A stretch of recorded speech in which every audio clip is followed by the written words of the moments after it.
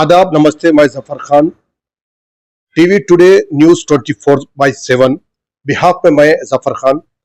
आज हम बात करेंगे तेलंगाना रिफॉर्म एजुकेशन के बारे में, और इस वक्त मेरे साथ जुड़े हैं जनाब सैयद सुजाद अली साहब, जो कि इस वक्त ये जो एजुकेशन से जुड़े कुछ सवालात हैं और कुछ बातें हैं, हम उनसे जानने की कोशिश करेंगे। सुजाद साहब, आपका इस्तकबाल है।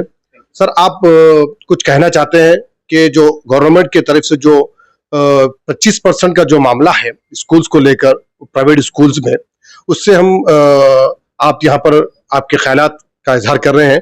आप ये बताइए सबसे पहले, ये एक्ट जो 21 एक्ट है, जो इसके बारे में कुछ बताइए, क्या है, क्या चीज है ये? देखिए, ये जो एक्ट है इसका नाम है आर्टिकल 21A। ये जो आर्टिकल 21A है, ये हमारे आईन यानी हम संविधान जो मशहूर है संविधान, और ये जो हमारा कॉन्स्टिट्यूशन है, इसके अंदर नाफिज किया गया था 2009 में।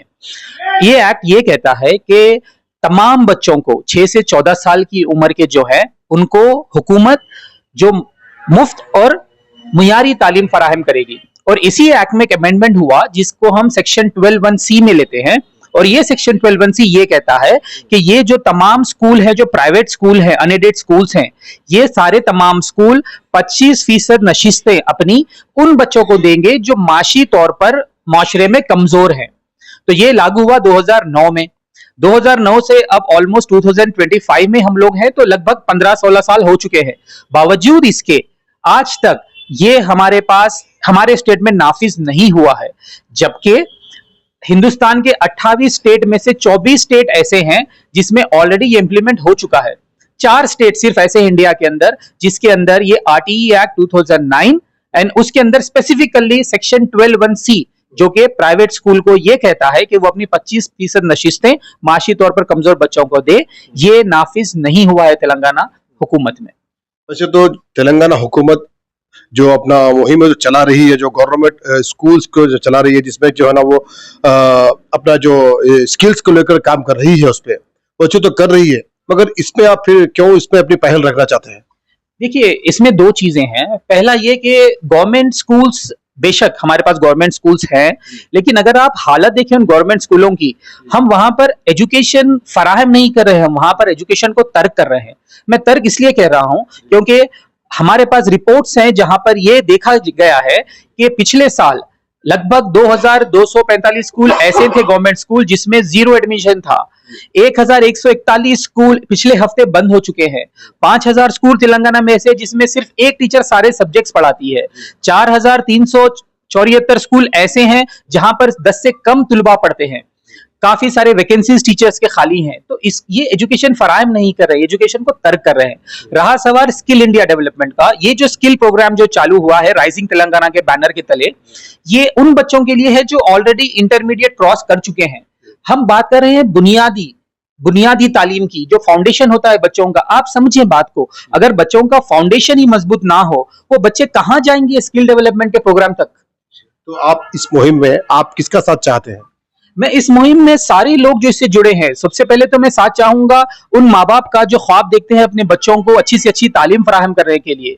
मैं दूसरा साथ चाहूंगा उन लीडरान का जो ये बिलीव करते हैं कि एजुकेशन से सोसाइटी में तब्दीली आती है। मैं साथ चाहूंगा हाईकोर्ट का कि वो सुमोटो रिलीज ऑर्डर करें कि हुकूमत ने इसके खिलाफ वर्जी की है, एक कंटेम्प्ट ऑफ कोर्ट है, तो सुमोटो एक्शन ले सकती है हाईकोर्ट अगर चाहे तो। और मैं साथ चाहूंगा गवर्नमेंट का भी, हम गवर्नमेंट के खिलाफ नहीं है। देखिए, एक बात समझे, हम गवर्नमेंट को बदलने के लिए नहीं, हम सिस्टम को बदलने के लिए आवाज उठा रहे हैं। हमारी शिकायत गवर्नमेंट से नहीं है, क्योंकि क्या होगा, कल बीआरएस थी, आज कांग्रेस है, कल कोई और आएगी। अगर सिस्टम वैसे ही रहा तो जो भी हुकूमत आएगी वो यही इंप्लीमेंट करेगी। लेकिन अगर सिस्टम बदल जाए तो हुकूमत कोई भी आए, उनको ये नाफिज करना पड़ेगा। अगर ये सिस्टम बदलता है तो सबसे ज्यादा फायदा किसका होगा इसमें? देखिए, इसमें सबसे ज्यादा फायदा होगा, पहले तो उन गरीब बच्चों का फायदा होगा, दूसरा उन गरीब बच्चों के खानदान का फायदा होगा, और तीसरा सबसे बड़ा फायदा होगा इस रियासत का और इस मुल्क का। क्योंकि जब एक पढ़ा लिखा आदमी माशरे में अपना नाम कमाता है, पैसा कमाता है, तो उससे इकोनॉमिकली एक सेक्शन, एक सोसाइटी, एक स्टेट, एक कंट्री आगे बढ़ती है। तीसरा चौथा सबसे बड़ा रोल आप देखिए, जितने भी सारे आज हम देख रहे हैं हमारे शहर में, हर 2 दिन, हर दूसरे तीसरे दिन हम कत्ल गारदगिरी सुनने में आता है हमको। ये जो कत्ल के वारदात है, इसकी सबसे बुनियादी वजह यह है कि बच्चों में पढ़ाई लिखाई का वो माहौल नहीं है। आप देखिए 90% बच्चे ऐसे हैं जिन्होंने मर्डर किया है, वो तालीम से काफी दूर है। तो तालीम हमको उस माशरे के उस एक जख्म से भी हमको बाहर निकालेगी। आखिरी सवाल, अगर आप इस मुहिम में कामयाब नहीं होते हैं तो फिर आपका नेक्स्ट स्टेप क्या होगा? देखिए, ये मुहिम का तो यूं है, आप समझ जाएं कि मेरा ये मानना है कि अगर माशरे में अगर कोई इंसान पढ़ा लिखा हो और उसके सामने ये दिख रहा है उसको कि एक माशरे में नाइंसाफी चल रही है और उसके खिलाफ वो आवाज ना उठाए, तो ये एक इंसानियत नहीं है। मैं मानता हूं कि मेरा बुनियादी हक है कि मेरे आगे एक नाइंसाफी हो रही है उन गरीब बच्चों के साथ जिसकी माशी हालत तालीम लेने के लिए ख्वाहिश है मगर ले नहीं सक रहे, तो मैंने आवाज उठाई। और अगर ये चीज आवाज सही कानों तक ना पहुंचे, अगर ये आवाज उन हुक्मरानों तक असर ना कर पाए, तो हम आज की तारीख में तो मीडिया में आवाज उठाए हैं। दूसरा काम हमारा ये रहा कि हमने ऑलरेडी आरटीआई फाइल कर चुके हैं हम। तीसरा, हम रिट पिटीशन दाखिल करेंगे, पीआईएल के लिए जाएंगे फिर से। और पांचवा, हम ये करेंगे कि इसके खिलाफ एक प्रोटेस्ट मार्च भी हम निकालेंगे, लेकिन जो भी हम करेंगे एक डेमोक्रेटिक तरीके से, पुरअमन तरीके से करेंगे। आपने कहा कि ये मुहिम शुरू हुई तकरीबन 16 साल हो चुके हैं, तो 16 साल में आपने इसकी ताखिर क्यों है आपकी तरफ से पहल करने के? देखिए, मैं पिछले साल मेरे नजर के सामने से कुछ ऐसे इंसिडेंट्स गुजरे हैं जहां पर मुझे लगा कि नहीं, काफी सारे ऐसे गरीब लोग हैं माशरे के अंदर जिनको वाकई तालीम हासिल करना उनका ख्वाब है और तालीम हासिल करना उनका हक भी है। तो जब मुझे ये एहसास हुआ, मैं उस तारीख से कोशिश शुरू किया हूँ। काफी सारी चीजें हमने छोटे छोटे पैमाने पे की है, बुनियादी पर्सनल भी मैंने काफी सारी चीजें की है, बट वो काफी नहीं लगा मुझे। तो मैंने सोचा कि लार्ज स्केल में अगर फायदा होना चाहिए तो फिर वो हुकूमत की तरफ से हो। हम छोटे एनजीओ चलाएं, छोटे सारे खिदमात कुछ करें, उससे कुछ होने वाला नहीं है ज्यादा बड़ा कुछ।